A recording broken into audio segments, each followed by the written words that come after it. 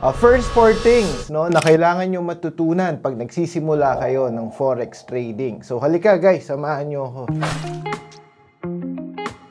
So tatanungin nyo ako, saan nga ba ako nagsimula? So ang pinag-aralan ko talaga is yung pinaka main definition ng forex market. So number one, basic terminology. So bakit ko nga ba siya pinag-aralan muna? Syempre, di ba, bago ako pumasok sa isang bagay, dapat alam ko muna yung kahit yung mismong pinaka basic lang kung ano yung ibig sabihin niya, kung paano siya nagwo-work or kung ano yung function niya. So ano nga ba yung mga basic terms sa forex, no? Foreign exchange market is also known as forex or FX. So yun yung mga common terms niya or mga abbreviations niya na ginagamit. So another terminology na pinag-aralan ko nun is yung currency pair.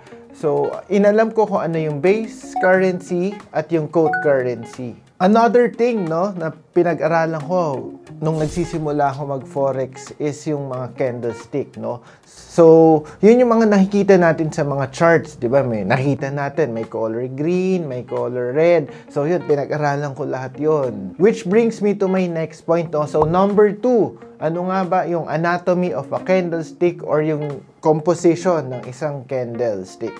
So, 4 yan, no. Meron tayong high, meron tayong low, meron tayong opening price at yung closing price.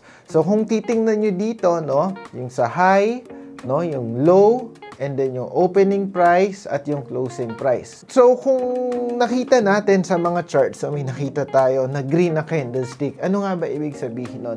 So isipin nyo guys, nandito yung opening price ng candle.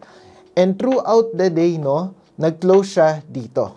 Ang nagiging itsura nun sa mga chart natin is si color green or bullish candle. Tapos yung syempre yung kabaliktaran naman, no, yung mga bearish candle naman, kung ang opening price is nandito, no, tapos sabihin natin throughout the day bumaba siya, ang closing price nandito, sa mga chart magko-color red siya. Pag nag-color red siya, it is a bearish candle. So ganun ang mga interpretation na pinag-aralan ko when I was starting forex. Guys, kung gusto nyo i-deep dive yung mga anatomy of a candlestick, no, pwede nyo panoorin dito yung video ni Coach Job, no.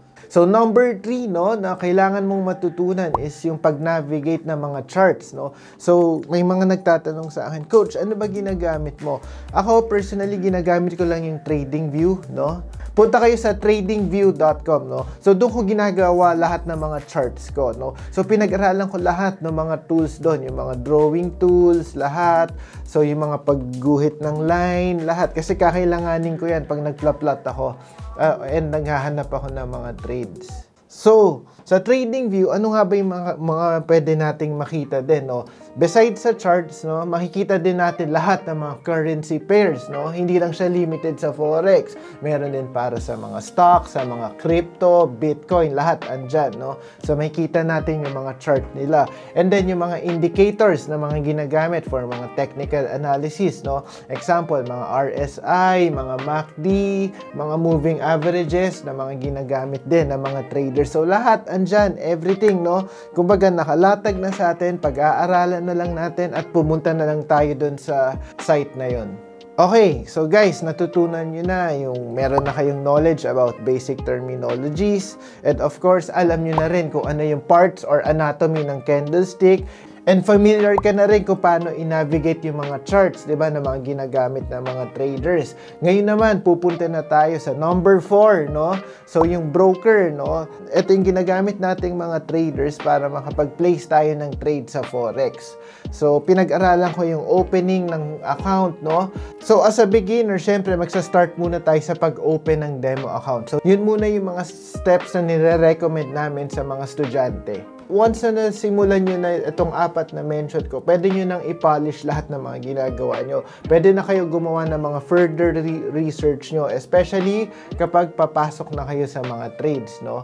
So, kumbaga, ang pinaka last step ko or ang bonus step ko is yung application na mismo. So, pagka i-apply natin ng isang bagay, syempre, kailangan practicean natin yan, di ba?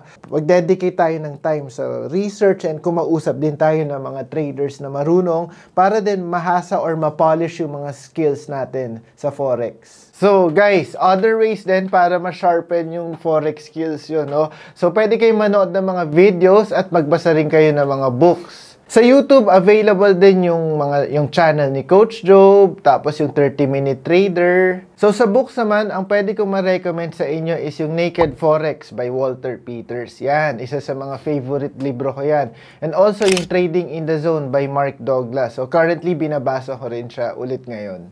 So, kung ikaw ay isang Forex beginner at gusto pang matuto pa further, no? So, you can click the link below at makikita nyo yung mga free training by TMT. Kung may questions ka or may mga gusto kayong topic sa pag-usapan natin next time, no? So, please feel free to comment down below at babasahin namin yan isa-isa. So, yun lang guys for me, no? Salamat sa oras nyo at kita-kits ulit tayo sa next video. Bye-bye!